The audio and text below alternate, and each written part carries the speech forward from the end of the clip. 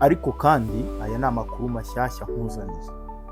Miliyoni 220 nkuzaniye etaje ifite ibyumba 4, dushe tuwarete enye mwe imbere mu nzu, ikagiramo ofisi, salo nziza cyane, irimo iragurishwa, etaje nziza itari kure ya kaburimbo hano muri Kicukiro.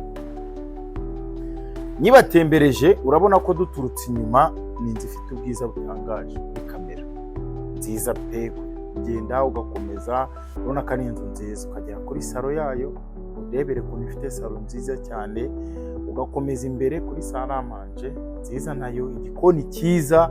Ino nzu iri hano Kicukiro mu Busanza hafi ya kaburimbo, uvuye kuri kaburimbo harimo nka metero 300, ubugeze kuri iyi nzu imiragurishwa ku giciro cya miliyoni 220, yewe zirimo n'ibiganiro. Ya yindi nyine wagura ugakodesha neza, ya yindi wagura ukabutuye neza kuko iri ahantu heza cyane, ifite ibyumba byisanzuye, yubatse n'amatafari ahiye. Iyi ngiyi ni imari.